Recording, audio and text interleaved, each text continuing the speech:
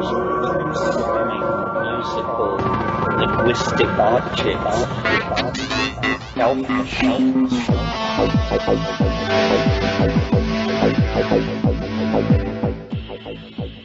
Greetings from Cyberdelic Space. This is Lorenzo, and I'm your host here in the Psychedelic Salon. And before we get into today's program, I would first like to thank some of our fellow saloners who made donations to help pay for the expenses associated with these podcasts. And you'll no doubt recognize some of them as having been donors in the past as well. And this week, I would like to thank Colin F., Ian B., Nexus 112, and Murray G. for their ongoing support of the salon. And by the way, Ian, I think you should consider yourself donated up for life. That was very generous. Thank you so much, all of you. Now, I want to get right into today's program because I think that it is one that you will find quite helpful as we gradually, ever so slowly, push back the oppressive policies of cannabis prohibition around the world. The talk we're about to hear was just given a few days ago, I think on March 5th, 2010 to be exact. And so this information is about as up-to-date as we can get in a podcast, today being the 9th, by the way. It's a talk that was given at the Ashland Alternative Health Clinic in Ashland, Oregon. And the clinic is directed by Alex Rogers and is a place where patients are guided through the official process of acquiring an Oregon medical marijuana card. As you will hear in a moment, our speaker, Claudia Little, is a registered nurse who also has an advanced degree in public health. Additionally, Claudia is a member of the Medical Advisory Board of Americans for Safe Access, which is the nation's largest organization of patients, medical professionals, scientists, and concerned citizens who are jointly promoting safe and legal access to cannabis for therapeutic use and for research. And it is one of several large organizations in the U.S. that are all working toward bringing an end to cannabis prohibition. Now, what we are about to hear is so information-packed that it could easily be the introductory lecture for a semester-long course on cannabis and particularly its use as a medicine. In the next 60 minutes or so, even if you are very well versed about this subject, I think that you're going to find some things that you had missed in your own research. And should you happen to be in the unenviable position of living with your parents or a significant other who disapprove of your cannabis use, my suggestion is to encourage your antagonist to listen to this podcast, and then you can have an intelligent discussion with them. Because until and unless the public at large knows the truth about cannabis, we're going to continue having a difficult time getting our side of the story across. Now, before I play this talk, I also want to provide you with a little better picture of our speaker, Claudia Little. As you will hear in a moment, Claudia is extremely knowledgeable about this subject. In my opinion, her information is the best that's available anywhere today.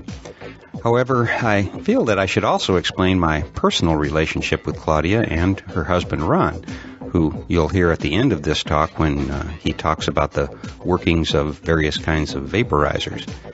You see, my wife and Claudia were roommates in nursing school. They served as nurses in the U.S. Navy together and have been close friends ever since.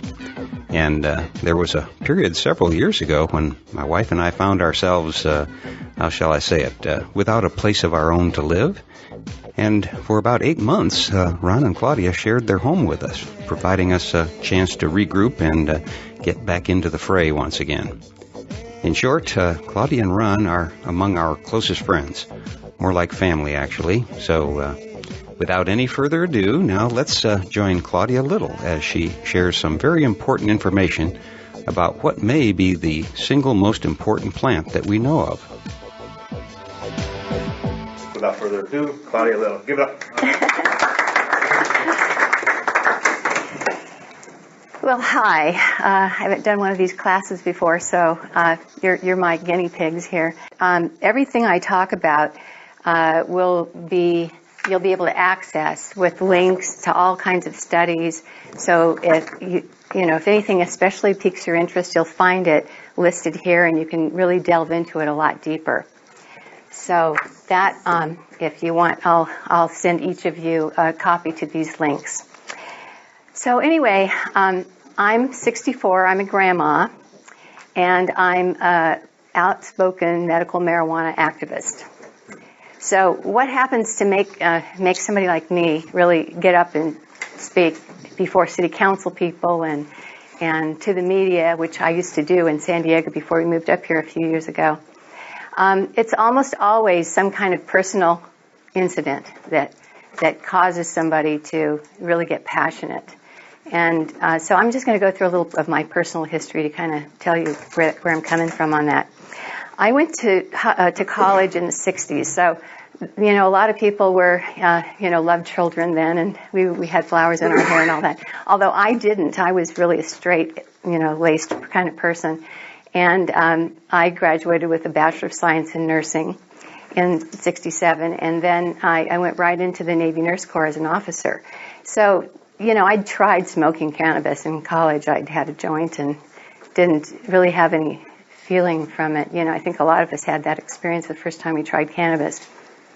And as an officer, of course, that wasn't part of my lifestyle, so, just kind of passed me by.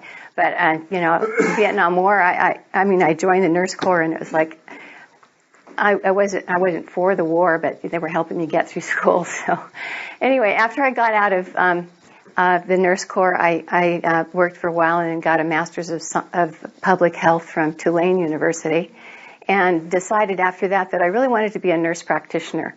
So I did get a certification as a nurse practitioner from UC San Francisco, and worked then for a while, got married, had a child, got divorced, raised my kid till he was getting in close to high school, and then I met Ron Little right over here, my wonderful husband.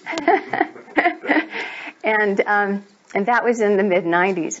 And about that time, I was still working, and I was coming home from a long drive, and I got a call from my kid's high school, and he had just been arrested on campus with a joint. And so he was going to get suspended, and he wasn't going to be able to go back to school unless he went to a couple of drug rehab programs. He was brand new in this school because we just moved to the area. He was a freshman, and it was the most horrible kind of introduction to his new group of friends. And then going to the cannabis or the marijuana rehab program was just quite an eye-opener for my husband and I. We sat through these things with our son, trying to look very stoic about, being, you can't be doing this kind of thing, knowing that what they were telling our son was completely erroneous, and it really pissed us off. So, by this time, we had actually, we smoked cannabis now and then at home, but very seldom. I mean, Ron and I had decided to get married before we'd even discussed whether we smoked cannabis, so that's how infrequent it was. But that really galvanized both of us to learn more about marijuana, because we knew what they were telling our kid was wrong. And so we actually signed up to go to a normal conference in San Francisco. And this was in the early 2000s, around 2002 or so. At that point, we were still so under the radar. Our friends didn't know we ever smoked at all. And we just kind of crept off to San Francisco, not telling anyone where we were. And we got to this conference, and if you haven't ever gone to a national conference of one of the advocacy groups, I'd really, really recommend that you do. It totally changed us. We went there and we saw people getting up, famous people. Rick Steves, the travel guy, he's on the board of NORML. He got up and gave an impassioned talk about how cannabis should be legalized for all purposes. One of my goals is to bring him. He is so fabulous. Yeah, he's a great guy. And, lots of lectures on the medical uses, and a lot of people getting up and talking about all aspects. So what really got me interested, though, is this talk by some Americans for Safe Access people. They just started the Americans for Safe Access chapter in San Francisco. And we were so impressed with what they were doing that when we came back to San Diego, we joined with a couple of other people that we'd met from the area, and we actually started an Americans for Safe Access chapter. And right away, that really propelled us into the limelight. And So I haven't been sorry at all. And I'm really, really just so pleased to be able to know as much as I do about cannabis, and actually now to tell you a little bit about it too. I'm just going to, I think that, like I said, the pivotal thing for me was keeping my son safe. And in my case, it was it's keeping him safe from arrest. And I think that's the biggest thing that we all need to do. And you know, the cannabis prohibition is that is the main problem with it. Not cannabis, the plant, but the prohibition of cannabis. About 4,000 years ago, cannabis was mentioned in the Chinese pharmacopoeia. It said it undoes rheumatism. So this is something that's been known for millennia. And as we've come forward, and even in our own country in the 1600s, it was actually illegal not to grow cannabis. You had to grow it. And by 1850, there were over 8,000 cannabis plantations, or I guess they'd call it hemp back then, hemp plantations in the U.S., and a plantation was 2,000 acres. So it was a huge crop, and our whole economy depended on it. By the time we get into the early 1900s, the slaves had been emancipated, and the Mexicans are starting to come across into southern states, and they brought their cannabis with them for medicinal value as well as recreational value. And the fact that these black and brown people, the jazz musicians in New Orleans were using it, and that culture kind of expanded the use of cannabis in a group of people that our country at the time was very much afraid of. And the politicians of the time that wanted to really get rid of the hemp-growing people of our nation, because like William Randolph Hearst wanted to make newspapers out of his forests, and the DuPonts wanted to make nylon and rayon instead of having hemp fibers. All of this kind of conspired to get rid of hemp in the country. And so around in the 30s, the first Bureau of Federal Narcotics Bureau was formed, and actually now it's morphed into the DEA. But they got together with some of these tycoons, the politicians did, and in the back doors they decided they were going to tax marijuana, and they were calling it marijuana. So the pharmaceutical companies that had cannabis in most of their patent medicines at the time, and who else? The farmers that were growing hemp, they called it hemp. So when they were talking about this demon weed called marijuana, you know, people didn't really recognize what they were doing. About 2 days before the Senate or the Congress was going to vote on the Tax Act, the AMA came and realized, hey, this is cannabis. We can't let this happen. And they came to testify in Congress, and their testimony was actually misrepresented to Congress. And 2 days later, it was just too late to stop it. The Tax Act was passed. And that essentially made cannabis illegal. That was really the only way the federal government could do it, because usually states had to regulate their drugs. So the Tax Act made anyone that sold marijuana, they had to pay a huge tax, and of course nobody could pay it, and so that made them go to jail. It worked. And the hysteria that surrounded cannabis back then was really unforgivable, and the kinds of prejudice-type statements that were made really couldn't be made today. But, you know, here's what Harry Anslinger said, the first director of our Narcotics Bureau. He said, there are 100,000 total marijuana smokers in the U.S., and most are Negroes, Hispanics, Filipinos, and entertainers. Their satanic music, jazz and swing, result from marijuana use. This marijuana causes white women to seek sexual relations with Negroes, entertainers, and all others. So, so that's the kind of stuff that was fed to the public, and it just kept on going. And cannabis use really kind of died out a bit. But around the 60s, when I was in college, it had a resurgence. And most of us that are in this age group know that there's nothing wrong with cannabis, you know. Most of us didn't really get very high from it even, you know, so who cares? But anyway, science has been trying to inform politicians for a long time that they're off base. Nixon even commissioned the Schaefer report in '72. And the Schaefer report reported back to him saying, the criminal law is too harsh a tool to apply to personal possession, even in an effort to discourage use. It implies an overwhelming indictment of the behavior which we believe is not appropriate. The actual and potential harm of use of the drug is not great enough to justify intrusion by the criminal law into private behavior, a step which our society takes only with the greatest reluctance.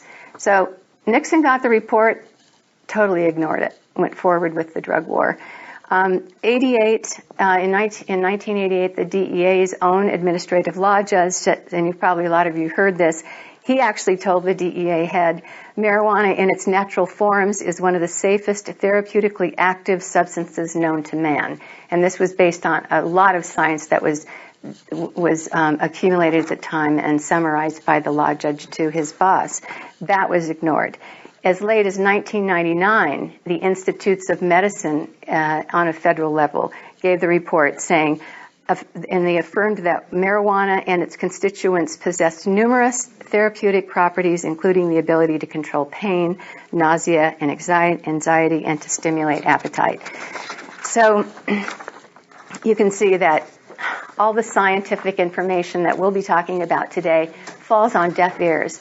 So when any of you hear marijuana has no medicinal benefit, after today I hope that you'll be able to really speak out very vociferously about it and maybe send them some of the links that I'm going to share with you. Polls have shown that 80% of the population of our country believe that medical cannabis should be legalized, and that's everybody, all the states. We have now medical cannabis laws in 14 states. And if you want to know what they are, I can let you know. But our advocacy groups and our lobbying groups in Washington are constantly going and talking with state leaders and federal leaders, and that's why we have these laws. It's not because the states just decided, hey, this is a good idea. So that's one reason I'm going to make a big pitch for joining all the different advocacy groups and checking their websites routinely, because every week there's a new action alert. And I was on a conference call just this week with Americans for Safe Access, calling from the Capitol building in between appointments with senators. And they have said, you know, we go and talk to them, but we need the constituents out there to be making a loud noise to their congresspeople. They need to know that you are behind us. So. And on that note, Claudia, we're starting Progressive Reform of Oregon, Pro-Oregon. It's starting right now, and it's my nonprofit lobby group for drug reform policy. And so it's an Oregon thing, a real concerted effort to be able to lobby Salem in a way that they have not been lobbied before yet on these particular issues. Wonderful. Yeah, that's really what you need. Well, something that's just, this has been around for a while, but maybe a lot of you don't know, that a lot of organizations, medical and scientific organizations, over the last 10 or so years have been calling for the legalization of cannabis for medical purposes. And here in the U.S., just to name a couple, I mean, this is pages and pages of both in our country and in other countries. But here in the U.S., the American Academy of Family Physicians has endorsed immediate legal access.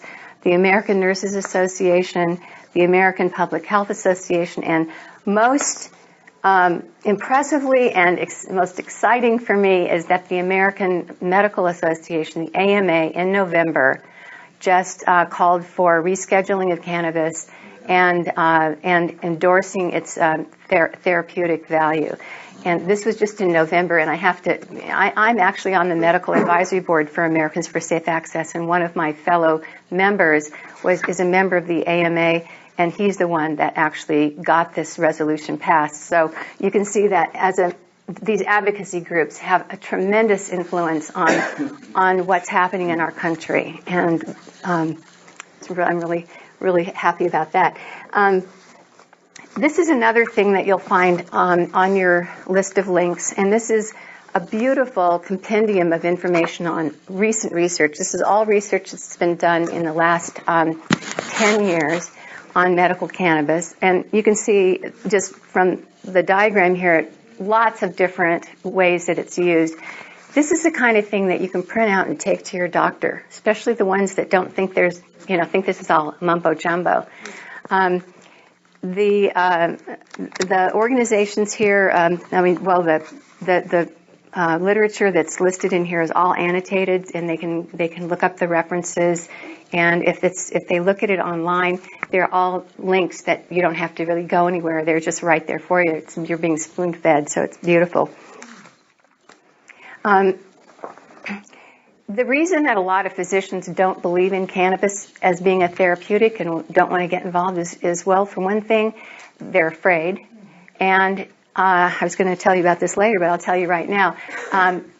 On your links, you'll see that there's reference to Conant versus Walters, which was a court case that came about in 2003. And it went as far as the Ninth Circuit Court of Appeals. So in that decision, it was the doctor's right to recommend cannabis was upheld. The Supreme Court refused to take the case. So it's definitely something that your physicians can do. And if they think they are going to get in trouble or whatever, you can just take a copy of that to them, and it should allay any kind of fears that they have. The science of cannabis is very young. We didn't even know what the active ingredient of THC was until 1964. And it was researched and discovered by a lab in Israel from the University of Jerusalem. And that lab is still very active today, and they do an awful lot of research on cannabis. So in 64, we knew that there was what the active ingredient was, and we knew that it caused some kind of a psychoactive response in our body. So there must be some kind of receptor in our body that responded to this external cannabinoid. So the search was on to find those receptors.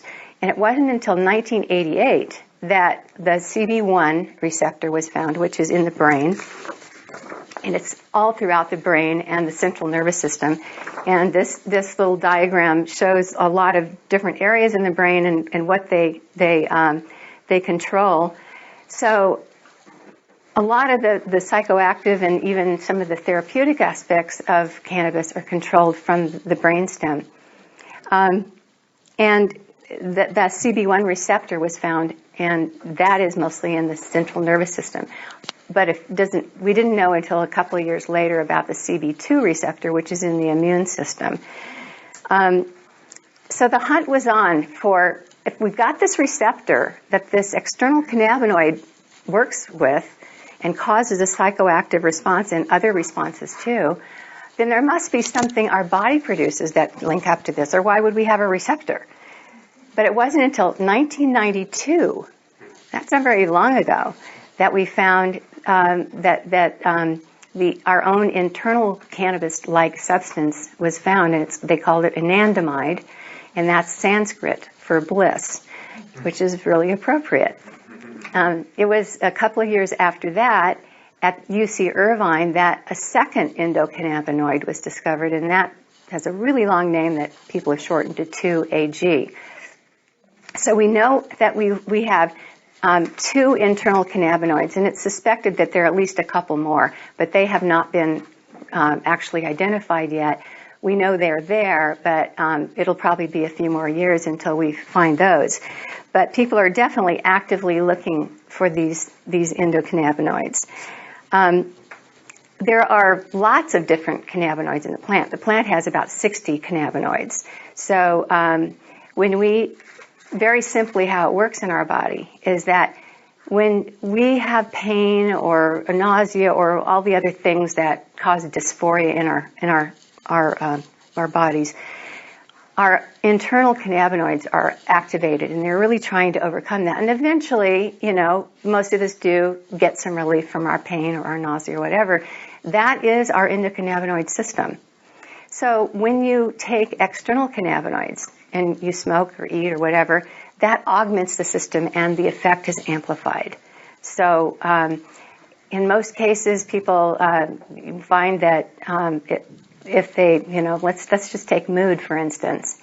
If you smoke cannabis, your mood is elevated. That just amplifies the whole endocannabinoid kind of system that we have. In our country, we have a really reductionist attitude toward medicines.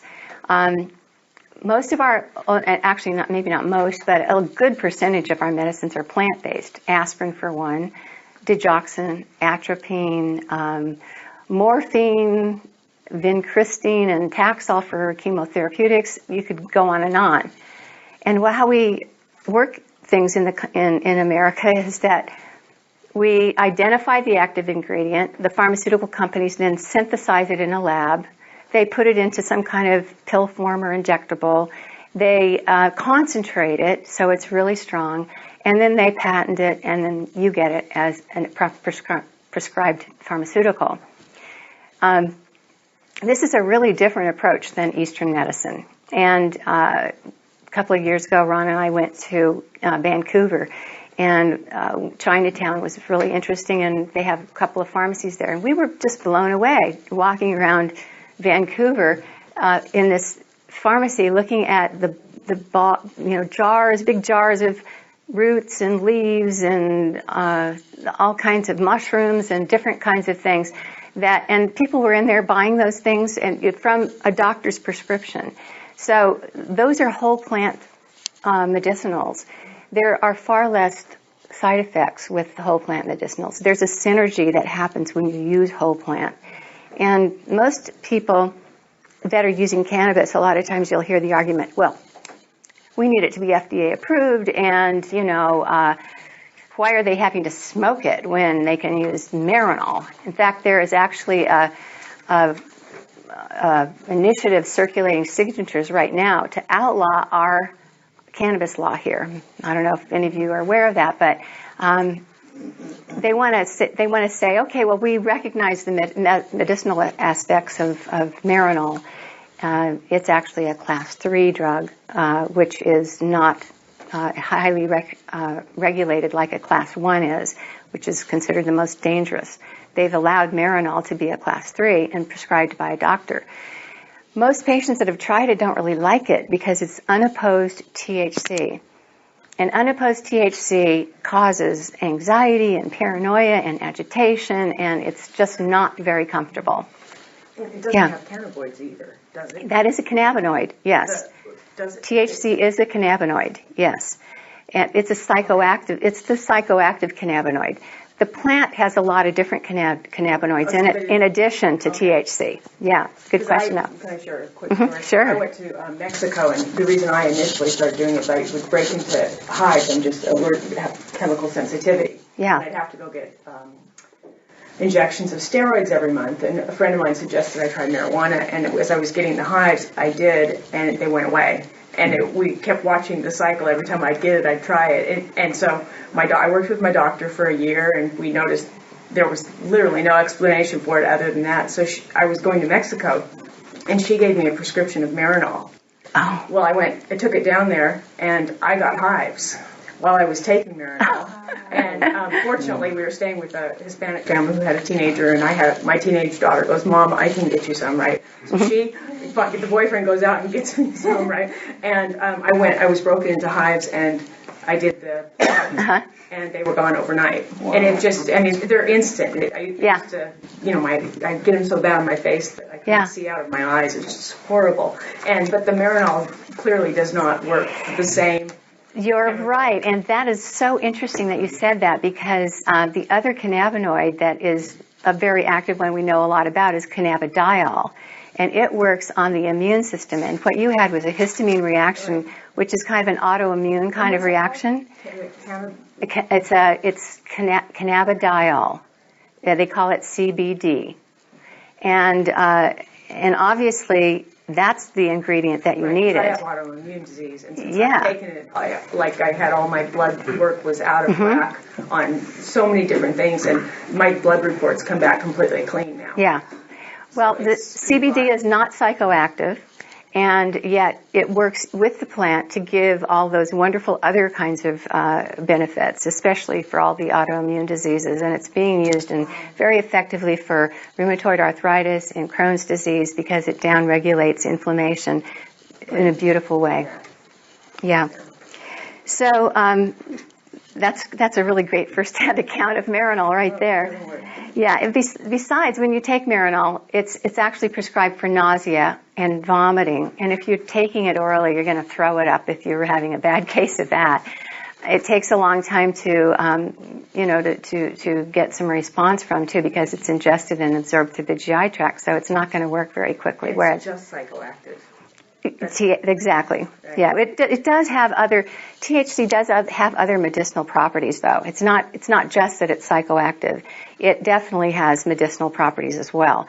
But unopposed THC without the other cannabinoids in it can cause some of those symptoms I talked about. Now, the research has really blossomed in especially the last 10 years.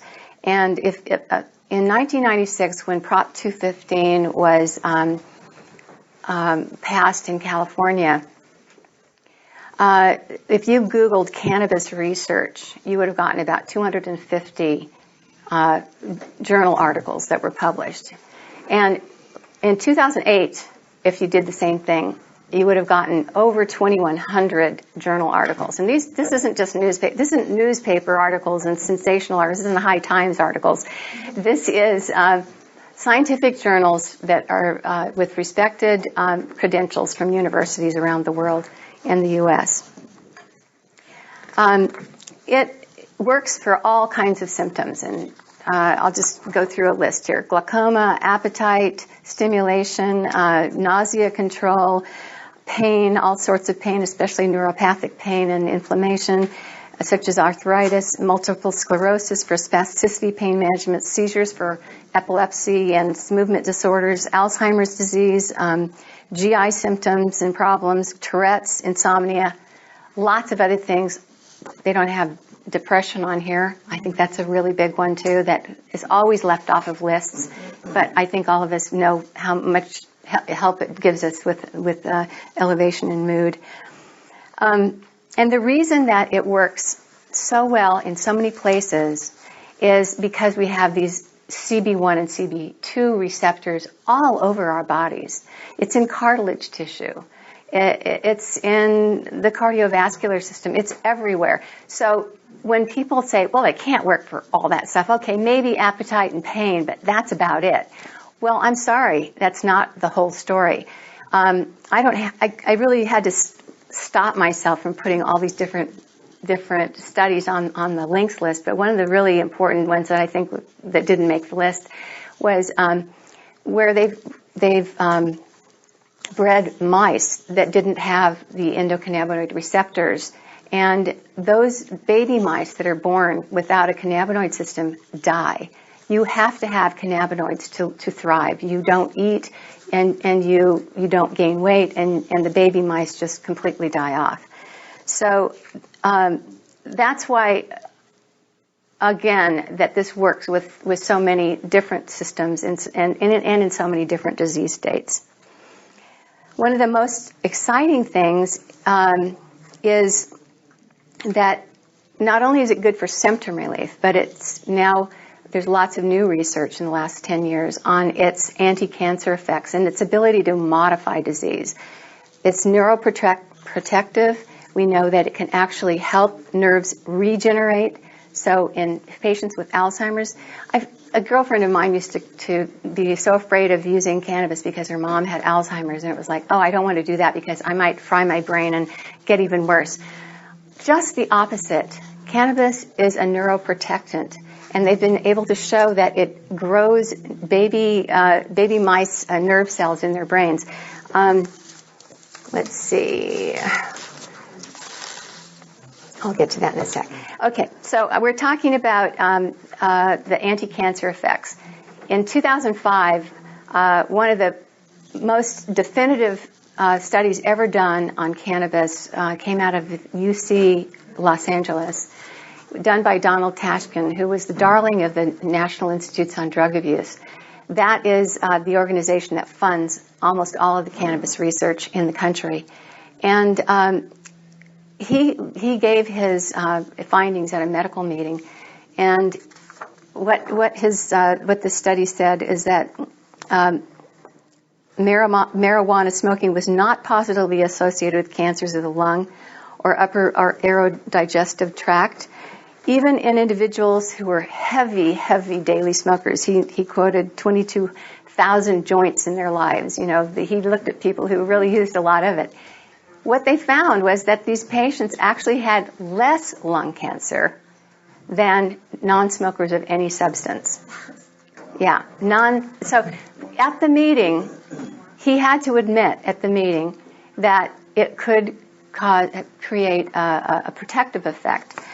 Well, over the years, that was 2005. What I loved was in June, Tashkin actually came out with this. He said that he began his work 30 years ago.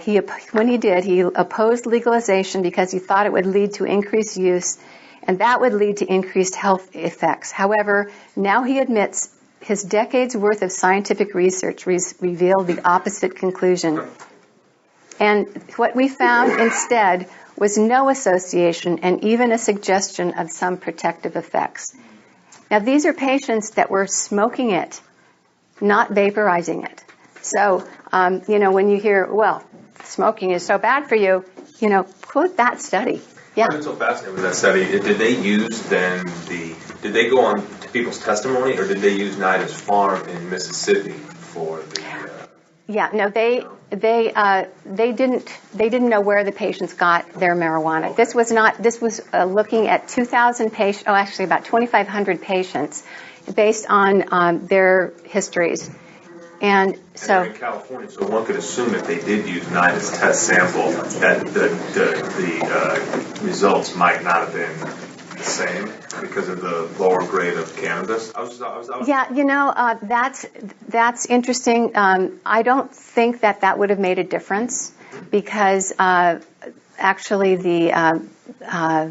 there's a Department of Medical Cannabis Research. A lot of people don't know that. For the last 10 years, there's been this Department of Medical Cannabis Research on a UC campus in San Diego. It was funded after Prop 215 was passed, and by the state, not the feds. The state wanted to know, hey, since we passed this medical cannabis law, are people going to be getting sick? And they've actually come out with about 15 published studies, all very positive. And the director of that program recently was asked about using the government-supplied Nida rolled cigarettes that they give out. It's only grown in one place in Mississippi. That's what they used in their studies. And he thought, well, he liked using it because he felt like it was standardized, and he knew, even though it was maybe not the highest grade cannabis, he knew it was one standard grade of cannabis for his studies. And actually, the studies came out with pretty good results. So that's amazing. Mm-hmm. If you think if you use high grade, medical grade cannabis versus that like 3% stuff where they mix like the stems and the seeds. Right. I know Ellie Musica, she's one of the recipients. Right. That we've seen the tins that it comes in from the government. There's 7 government federal medical marijuana patients. So I know that eventually the studies will even be more, or one could assume that the studies might even be more positive, assuming that they have a higher right. Test grade. Exactly, yeah. There have been a couple of really huge studies. Like Kaiser did one, and it was published in 1997 of 65,000 patients. And they asked about cannabis use and looked at mortality rates, and they found no association with increase in mortality. So that was one of the first studies, and it was kind of revolutionary that a HMO like Kaiser would do a study like that and have so many patients and have such a good result. But it did kind of go along with another study that came out in Great Britain on a large population of patients too. So nothing's looking too much like it's causing death and dying here. Now, it just gets even better. I mean, I just love this because this summer there were a couple of really great studies. One that was published in August, and this one was, this stuff was, it came out in Cancer Epidemiology, and it was a study that took place in Boston University and also University of Minnesota and Louisiana State University, and they were looking at head and neck squamous cell cancers. And they, this actually confirmed some research that I'd seen quite a few years earlier on rats, but this was looking at patients, real patients, at the incidence of head and neck cancers in heavy smokers of cannabis. And they found that cannabis smokers had a 35% reduction in head and neck squamous cell cancers than non-smokers of any other substance. So doesn't that kind of go along with what Tashkin showed us, that yeah, maybe there's a protective effect here. And especially as a nurse, I know that head and neck kinds of cancers are very common in patients that smoke tobacco and drink alcohol. Those two things go together, and the incidence of head and neck cancers are extremely high. So if cannabis smoking can give that kind of protective effect, that's a very opposite effect from tobacco. There's a study here that was done by this just came out last month, Pacific Medical Center, part of the UC system. They looked at glioma cells. Glioma is one of the most dangerous kinds of brain cancers that you can get. It's very deadly. A few years back, researchers in Spain actually injected patients that were on their last legs. They were just about gone. And because you can't do this on regular patients, but sometimes at the very end of life, patients will kind of agree to be guinea pigs. And they injected glioma cells, tumors with THC, and they found that these tumors shrank and patients had a longer lifespan. And they only did this on a few patients, but that made some medical journals. But this particular research was done in the lab. It's preclinical, and so not on patients, but they looked at being able to kill cancer cells with a combination of THC and cannabidiol, and they found a greater effect in using the combination of the two, that synergy that I was talking about.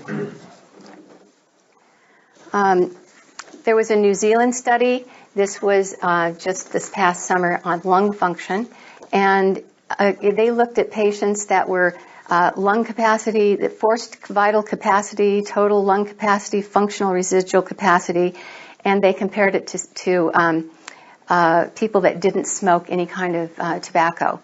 And they found that cannabis smokers had the same kind of lung function outcomes than non-smokers. So again, no chronic obstructive pulmonary disease or lung compromising with smoked cannabis too.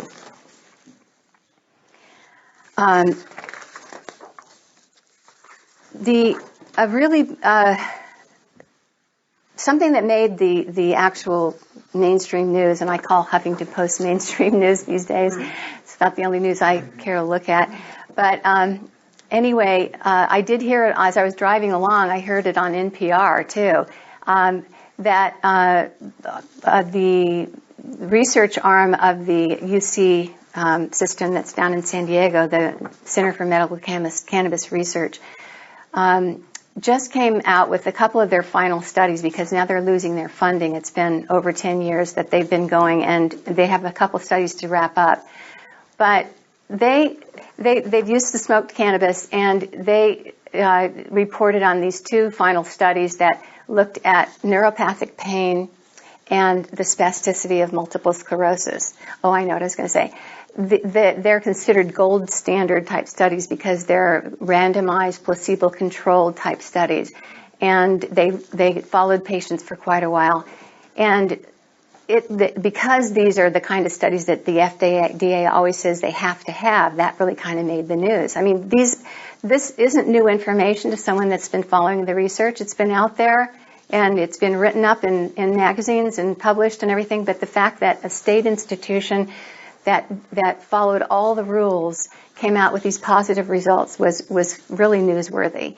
And on the conference call that I was on recently, last week with the ASA people, they said, okay, these people that in Colorado that have been following all the rules with their dispensaries and doing everything right have been raided by the federal government just last week. They were just raids going on, even despite our Attorney General saying that he's going to honor states' medical marijuana laws.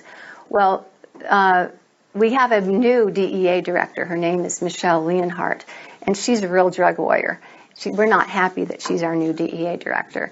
And these raids happened right after her appointment. So the fact that this has just come out, it's the government can't argue with this. Okay, NIDA didn't refund the research because NIDA won't fund anything that is going to come out with a positive outcome. The state had to fund this kind of study. But the fact that they're still raiding people and that are using medical cannabis, and in the face of this kind of research, they just said, write a letter to your paper and ask them why they didn't report on this study. They're so eager to put marijuana studies in that show negative results. Let's ask our paper. So I wrote a letter. I don't know if it'll get published, but we'll see. It might. You never know. They've actually published a couple of my letters. So the long arm of the feds. they are, and that's the pressure that we put on is going to make a lot of difference. So this thing that you're doing, Alex, is very timely. On that note, just the 28th of January, the NIDA spokesperson said this: as the National Institute on Drug Abuse, our focus is primarily on the negative consequence of marijuana use. We generally do not fund research focused on the potential beneficial medical effects of marijuana. That was just a few weeks ago. So that's why we don't see anything from our government, because they have a policy not to even go there. That's why Donald Tashkin at UCLA it was really amazing that his research was able to actually get as much publicity as it did, but it was mostly within our little group of people that want to liberate cannabis. Let me say, NIDA did fund his research with the expectation that he was going to make a positive connection between lung cancer and cannabis smoking. Previously, all the research had been too small projects. This was going to be the definitive one to prove that connection. And he came up with the contrary result, much to their chagrin. Exactly. Okay, so let's, I think that the psychological effects of cannabis have been so overlooked, and none of the state programs list depression as something that cannabis can be used for.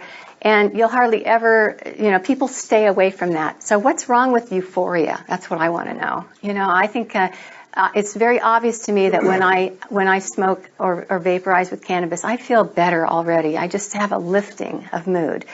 And with the amount of psychoactive drugs for depression that are being pharmaceuticalized in this country, cannabis would be a really great alternative. And there are so many side effects. One of the big ones for men is impotence. And with cannabis, it's just the opposite. It really enhances one's sexual life. So I just think that that more and more research needs to come out about cannabis being good for mood. This was a good one. This is also going to be on your links. It's Cannabis in the Brain, and it goes into a lot of the science about neuroprotection.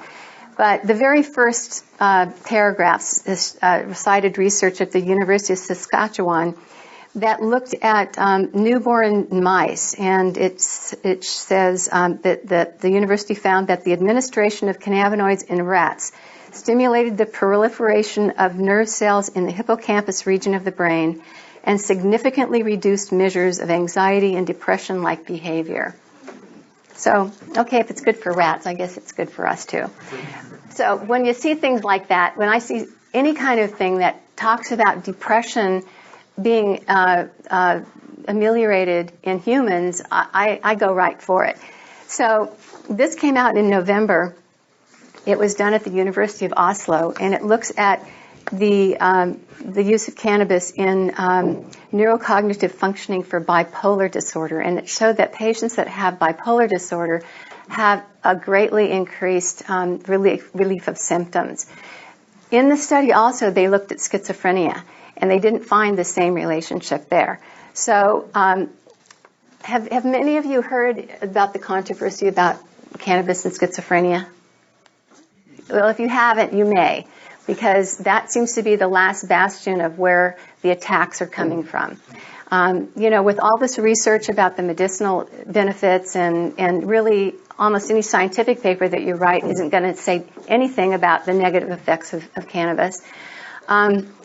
It's kind of like the last straw that the government's going to throw at us about being cautious about using or keeping it illegal. Actually, in Great Britain, they down-regulated. They had changed the scheduling of cannabis to be more liberal, and because of some research on schizophrenia a few years ago, they made it actually more restrictive. A lot of the people that really knew the cannabis literature resigned. The whole board that had been put together to reschedule cannabis to a more liberal component actually all resigned because it was so politicized. Did you have a question? I just want to know if there was any studies done with autism. Not that I've seen. There's a lot of anecdotal stuff. Lots of anecdotal studies, right. Autism.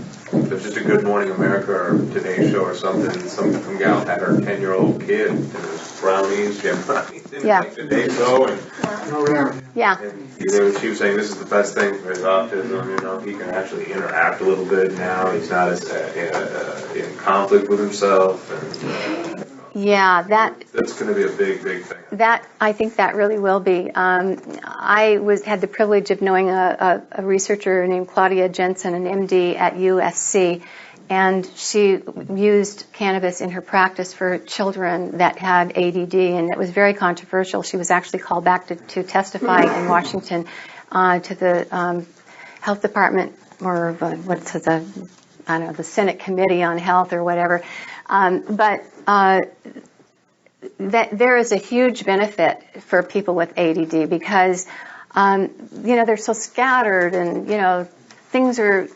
stimulus is coming in, and having the cannabis, it kind of down regulates all of that input and makes it easier to concentrate. This is a book called Jeffrey's Journey, and it is about one woman's story about her child who had incredible rages, and that can happen in autism too. It doesn't really say the diagnosis, but I love that Andrew Weil actually gave his endorsement of this, saying Jeffrey's Journey is a compelling first-hand account of the successful use of medical marijuana to treat a serious behavioral disorder in a child. This engaging case report offers an honest look at conventional psychiatric medications and sheds new light on the untapped possibilities of cannabis as an alternative. Who's the author? Debbie Jeffries and Lorraine Jeffries. So here's this study that looked at bipolar, thought it had some benefit, and looked at schizophrenia, didn't think it had any benefit. But then in June, this study came out, oral THC improves symptoms of schizophrenia. So it depends. When I get a negative report on anything, I start looking for the rebuttal to that report, which is usually on Normal's website. Paul Armentano. Or who funded it? Exactly, who funded it? That's the very first question. Who funded it? It almost always has some kind of government money. But this particular thing did show a big improvement in the patients using cannabis. But I mentioned the recent study. This came out March 1st. This is the negative thing that you'll see. This got a lot of press. It was all over the internet. It was, reported in newspapers. Pot smoking increases risks of psychosis. So right off the bat, next day, I go to Normal's website, and here is the rebuttal to it, which is beautiful. And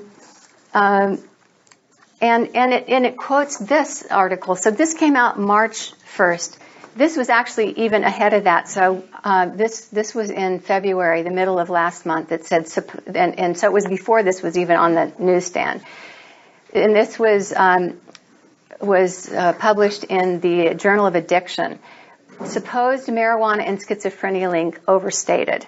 So it gives now a lot of references within this article as to where you can look to just see where they've overstated this association. That's all it is. It's a possible association, especially they talk about kids that start heavy cannabis use as teenagers. They haven't been able to find it in anyone else. And if there is a statistical association, they don't know if the disease caused the use of cannabis or the cannabis caused they like to think the cannabis caused it, but it's such a tiny fraction of patients that might even fall into this category that it hasn't reached any kind of significance because, for instance, you see the incidence and prevalence of schizophrenia and psychosis were either stable or declining during the period that they're looking at it. So, and there hasn't been any increase in schizophrenia in the general population. In fact, there's been a slight decline. Yeah. NPR just had a study out, or an article out on the teenage brain, though, and how because it's in the process of formation, right, that there's not a connection between the frontal lobe, and they actually reference that medical marijuana alters the connectors up there for the teenage brain, just because it's not formed in a way that it doesn't to adult brains. Yeah, I think it's really very, very good to be cautious about any kind of drug therapy in children. In fact, that goes for Ritalin and all the other kinds of things that people are giving kids. But in some cases, like with this child and cases of ADD, it may, you have to look at the risk ratio, benefit ratio, and taking a risk where there may be a tiny risk in a teenage brain and forming, whatever is going to happen in the future, but it may be an overwhelming reason to use cannabis if they have a situation that could benefit from it. The safety of cannabis is also something that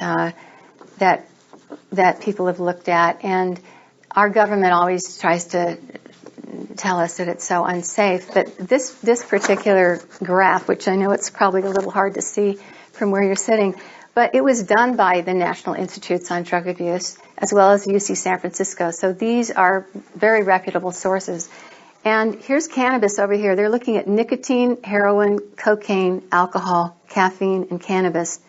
Cannabis is low on everything except for the intoxication. It's not the same as nicotine or caffeine. Doesn't cause any kind of intoxication. But if you're looking at intoxication levels compared to heroin, cocaine, and alcohol, it's lower than any of those. So it's safer in all these different parameters of possible what would be looked at as addictive potentials of any drug. As Christine mentioned earlier, there is no LD50 or lethal dose known for cannabis. I'm a lactation consultant, and in my training, I asked, there were all kinds of studies done on alcohol and breast milk and how it affects the kids, and I wanted to know if there was any studies for THC. And she said there was one. She didn't want to talk about it. And so after class, I said, well, what's up with this study? And she goes, well, the babies whose mothers smoked were smarter. And she said they ate better. And I don't know what that was about. I don't know if it was like healthy or maybe it was just like growing big. Well, it may be with the sucking nursing because that does seem to be enhanced with kids that are exposed to THC. Better. Yeah. So I thought that was interesting. They were smarter. Yeah. Well, Melanie Dreyer out of I think it's the University of Indiana or Ohio, one of those Midwestern universities. She did her PhD thesis on cannabis smoking in pregnant women. and she did it in Jamaica. And she's really a great expert. And if you Googled her name you'd be able to listen to some of her lectures. And this is all about use of cannabis in pregnant women and babies later on. Melanie Dreyer, and I've heard her speak a few times, and she is just so great. And really, all the kids, they've been following the kids in her studies for many years, and they do very, very well. They have no impairment at all, and they do better in most everything. From my understanding I read some stuff online about it, and the children that came up actually excelled and were healthier than the kids that were taking nothing. Mm-hmm. So that was pretty amazing. I was amazed. Yeah, it's really great. It's sad because so many doctors won't, they'll even take babies away from people that have been smoking cannabis because, of course, you can do a urine test and see. And it's just really sad that it's come to that because, especially for hyperemesis gravidarum, which is excessive vomiting during pregnancy, it's sometimes the only thing that will work and keep babies, in utero and not have a lot of premature, low birth weight babies. Claudia, can we about 10 more minutes? Yeah. Okay. Mm-hmm. Oh, yeah. Sorry, we're getting. Okay. So I'll skip through some of these things. Safety, it's just, you don't already feel like it's pretty safe. Well, hey.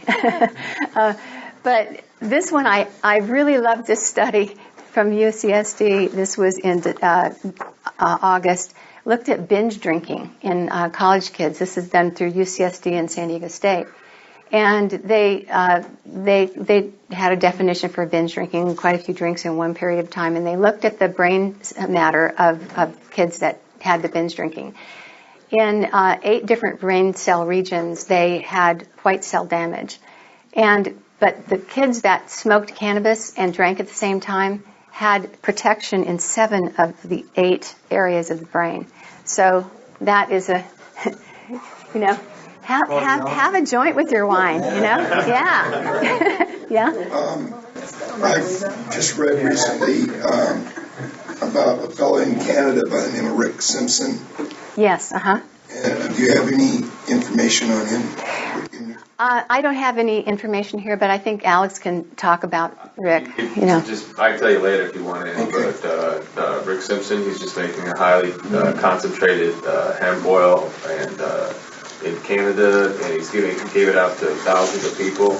And they were all anecdotal trials, and a lot of people were cured from their cancer, their pain, this and that, high concentrated doses. Mm-hmm. Actually, I made some. I got a contingency together about a year ago. We started making some and started giving it out to people with pretty hardcore stuff. One gal with cancer, we anecdotally, it looks like we sustained her life about 5 months, and the quality cannot even be, you can't even tell about her. She was happy, she wasn't just dying anymore. She could go outside, and her tumor even shrank. And I was in touch with her doctor, primary care provider doctor, this whole time, and her doctor was calling me up being like, what's going on here? So there's I'd like to talk to you more about that. Yeah, well, and we want to do more trials, and there's other new things come out recently, the new CO2 extraction. I don't think I've told almost anybody about that here, but wow. That's the latest, greatest thing. So it's just a more pure form of like Rick Simpson, basically. Mm-hmm. So. I'm just about ready to wrap up here. I just wanted to show you a few things. I have a whole library in cannabis medicine, but this is a fabulous book. Ethan Russo was the doctor I heard at the Normal Conference. And the other MD that was a co-author on this is from the Netherlands. But if you want to get scientific on how it works, this goes to the pharmacology of it, and it's really a beautiful reference for people that really need to be technical, as well as this book. It's the same kind of thing. Really technical stuff for chemists and scientists and MDs that want to know the science behind it. This is a read that I just couldn't put it down, Understanding Marijuana. And Mitch Earlywine used to teach at USC, He's an exceptional speaker if you ever get a chance to listen to him. But this book is just so easy to read, and it's fascinating, and all the studies are annotated too, and it goes through different ways of using it. What's his last name? Russo, R-U-S-S-O. Mitch Russo. Oh, I'm sorry, Mitch Earlywine. Earlywine. And the other doctor is Ethan Russo. Are those linked on your website too? These books I didn't put on there. I didn't, but you could write them down before you leave. I started, and after that normal conference, I started putting together a whole bunch of, this is just a tiny sampling of studies that were done earlier than the last few years. And so all I've really concentrated on were a few little sensational things. But if you start really delving into it, you will be amazed at this absolutely, I think of this medicine as a tonic, and something that all, especially aging people, should go for. It's really, the way that it works is so similar to very expensive drugs that, especially for arthritis and inflammation, that sort of thing. I'm going to just show you really quickly, if you want to see,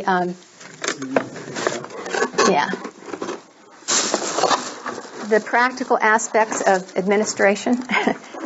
Probably a lot of you already know these kinds of things, but we have 4 different delivery devices. Of course, you've got the pipe, and rolling papers, but you never use them. Grinding Mendo Mulcher is really the best. It's called a Mendo Mulcher, and you mulcher. You do this, and then the at the very, after you've used it quite a long time, your little keef gets down here, and you can use that separately. But in the meantime, you take the top part off, and your ground bud is in there for your pipe. So what I'm showing you here is some vaporizer choices, and there's lots of vaporizer choices out there, and most of them don't work very well. And I'll get to the volcano in a second. This is an iolite. It's very good, very portable. You can get this online, and it takes a butane charge. You just charge it up, and it's a little igniter there. And the technology is similar to what they use in a hot glue gun, so it doesn't get too hot, because vaporization needs to be just the right temperature, 250, 300, to cause the cannabinoids to vaporize without any products of combustion. Do you know how, is there a lot of the cannabinoids, how did you say that? Cannabinoids, yeah. Yeah, cannabinoids. Do they vaporize, all of them vaporize? Mm-hmm. They probably get 50% off the leaves, and what's left over you could use in cooking, because there's still some in there. But the nice thing is it doesn't smell a lot, and this works really good. It's really good, actually. How do you spell it? Would you say it was? It's an iolite, IOLITE. And this is made in Britain. You can get it from Vape Fiend. And the reason we brought these in is because, well, this is a very cheap method. This is a vaporizer, and Ron can talk about that. That's about $70, something like that. This is around $250. That's around $400. Four or five. They have a digital one of those. Yeah. And then, yeah. It's just digital, but the thing with this is it's discreet. Some people actually go, like, breaker, give me your 20, because nobody would really know what you're doing. This has a little ceramic plate in it. You put your ground up cannabis in here, and you use a lighter to put hot air in a ceramic plate. That way you're not actually burning the cannabis. So you have things like that. The thing that we like about the volcano is its high-tech German technology. You put ground up cannabis in this little canister. You put it right on the top, and it's set to a certain temperature. You turn the air pump on, and it starts to go, and can you see the vapor? That's not smoke. It's not smoke, it's vapor. And you probably won't be able to, you can smell it. If you come right over here, you go, a little bit, but it doesn't smell up your whole house. So you fill up the bag, which is just a baking bag is all it is, like your turkey bag or something you might, and you just take it off, turn this off, put this little thing snaps on there, and when you push on, you can see it coming out, but You can push on it. You can the way see. and you don't have to be in a hurry. You can set it down. It'll last for 5 or 10 minutes. No sensation really, but definitely works. Now, are you participating right now? Yeah, he is. Yeah, He's I have my card though. Yeah, Yeah. well, I think you ought to share it around. Well, actually, No sharing, I'm not sharing. I Down, everybody. have just a little anecdote on Got it. chocolate. And I know we've got to go, but I have actually seen these used in communal situations where, because you can make the bag as large, as small as you want. I've seen a 6-foot bag with a helium balloon on the end of it, so that it, otherwise it'd just be, like this. So it's floating up there, and you can just pass it around a large bag, but a small bag. And you could even take this off and change the mouthpiece if you really had a need to do that, Do you find that having it that way helps you sleep just as it is if you smoked it? It works the same way. It's the same. Yeah. Just the same. I always feel like it's different. I've heard people say, "Oh, that doesn't get me high," or something. It's okay, and they'll try it a second time, and they go, "Whoa!" So it's just. I've also heard it's depending on how hot it is, because I have a digital one, and there's some research out there on how you should set the temperature for either the sativa or the indica. There's different temperatures, and also different temperatures to release different levels of the cannabinoids. I haven't heard that. I have the numbers written down somewhere. I mean, I use them at home. Yeah. But it's like, they say between 364 and 374. Interesting. It's ideal. Well, we really need more research on that kind of thing, because I haven't seen any of that, but that's fascinating. Well, the UCSD study that you talked about, which was the $8 million that California put up to have UCSD study the medicinal effects, they were using the NIDA-supplied cigarettes from Mississippi for many of their studies, but they did take a volcano and they would use smoke from joints that were government supplied and compared it with the vapor from the volcano and found out all the THC was there, all of the other cannabinoid profile, the ones that are able to be volatilized at that temperature, like 350. But there were no products of combustion in there. There was no carbon monoxide, there was no, the various forms of carbon that would be in the process of burning. You just don't find, and what you often hear is people say, "Oh, you can't smoke anything, it's bad for you, it's going to cause lung cancer, look at all the toxic agents in the smoke." But we already found that there's an anti-cancer effect to cannabis that might be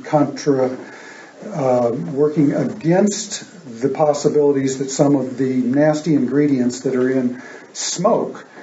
That may be the explanation for that, but if you're concerned about that at all, go with a vaporizer. That's my point. You ever see information about chronic vaporization and damage to the cilia and the lungs? Because you're not getting the smoke, you're not getting the exacerbation of the lung tissue of actually moving the toxins along. But No, I think that study in New Zealand kind of would put that to rest. Even patients that smoked marijuana had better vital capacity and lung volume, all that. Vaporizer. Oh, vaporizer? Rather than smoking. Oh, It's got everything that's in the smoke except all the nasty stuff. Yeah. Right, yeah, I've seen some information about that. Yeah. Interesting. I'd be interested in seeing that, yeah. I can tell you I cough a lot less using that than I ever did when I smoked. Yeah. So it makes a big difference. Well, Which might not be good. The research is saying coughing is actually healthy for the lungs. Yeah, and, it does have an expectorant value to it that to a degree, because you still can cough. Which I do on occasion, but just not as much. So one last thing. Join the groups. And maybe if you can't afford to give any money, it doesn't matter, but just go look at them, like Drug Policy Alliance, Medical Marijuana Project, LEAP, Law Enforcement Against Prohibition, NORML, Americans for Safe Access. And they're on the links that I'll send you. And if you just go to their website, and every week or so they'll have a new action alert, just click it and send something off to our people in Congress. And join them if you can. If you can afford $3 a month, every month, support them with your money too, because these people are just pouring it on for us back in Washington. And that's how we've gotten where we've gotten. Thank you That's very it. much. Yeah.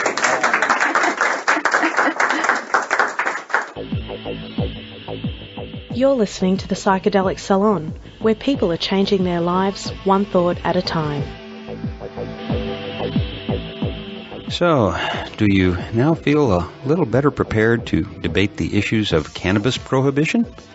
I'll post those links to Claudia's with the program notes for this podcast, which you can find through psychedelicsalon.org. And I strongly encourage you to visit some of the websites that she lists there. Also, there is one issue that Claudia had the courage to raise that I'd like to comment on myself, and it's something that most of the cannabis advocacy groups seem to ignore. Yet, for me, it's one of the most important features of cannabis, and that is its ability to elevate one's mood to help fight off depression. Now, in the Christian culture we find ourselves in here in the States these days, it isn't proper to admit that mood improvement or feeling good is okay. Unless, of course, it's done through the use of a prescription pharmaceutical like Prozac or Valium or Xanax or something like that. I can remember way back in my past life as a corporate suit that some of my business associates were adamantly against cannabis because they thought that it made people feel better than what these jerks thought that we should be feeling. And the kicker is that these same guys, for the most part, were on some kind of a prescription tranquilizer of their own. And by the way, some of those are really powerful. In fact, if you live somewhere where there isn't a regular supply of top-quality cannabis, you may find, as I did, that Xanax is an excellent substitute. But if you do, be very careful, because unlike cannabis, it's quite easy to develop an addiction for it. Anyway, here are these guys I was working with who were putting down on people they called potheads, mainly because they thought they were feeling too good. And yet these same guys were as mentally disoriented from their prescription medicines as any first-time toker would be. Ultimately, the only arguments I can see against the use of cannabis are all religious-based. Those sad sacks are going to jobs they hate, living in a society that's ever-changing all around them, and then they blindly follow the urgings of these nutty preachers who are doing everything they can to ensure that no one else is having a better time than they are. Okay, I'll get off my high horse now, but my guess is that I'm only saying things that you've been thinking about yourself. So I'll get out of the way now, and you can take this program and pass it around to your friends, relatives, and neighbors if you have the courage. Play it in your drug education class if you have a teacher who's courageous and will let you do it. Listen to it with your friends and memorize some of these important facts about cannabis. And then you no longer have to bite your tongue when somebody tries to spread more lies about this wonderful plant. It's time to stand up and be counted, my friend. Don't let them push you around with bad information anymore. After all, we're all in this together, And speaking of being in this together, you may also want to listen to the latest podcast from thedopefiend.co.uk. It's number 211, I believe, and in it, the Dope Fiend and some of his audience exchange ideas about some of the concepts and topics that were covered just now. And so it's an excellent place to continue this conversation. Also, I'd be remiss if I didn't give a plug to my friend KMO and his Sea Realm podcast. His recent programs, numbers 194 and 195, in which he interviews Albert Bates, are not to be missed, in my opinion. There's a lot of important thinking coming out of the Dope Fiend podcast and the Sea Realm podcasts, and I highly recommend them all in the event that you haven't already listened to them yourselves. And like this podcast, their subscriptions are all free. Well, that's going to have to do it for now, and so I'll close today's podcast again by reminding you that this and most of the podcasts from the Psychedelic Salon are freely available for you to use in your own audio projects under the Creative Commons Attribution Non-Commercial Share-alike 3.0 license. And if you have any questions about that, just click the Creative Commons link at the bottom of the Psychedelic Salon webpage, which you can find through psychedelicsalon.org. And if you're interested in the philosophy behind the Psychedelic Salon, well, you can hear all about it in my novel, The Genesis Generation, which is available as an audiobook that you can download at genesisgeneration.us. And for now, this is Lorenzo signing off from Cyberdelic Space. Be well, my friends.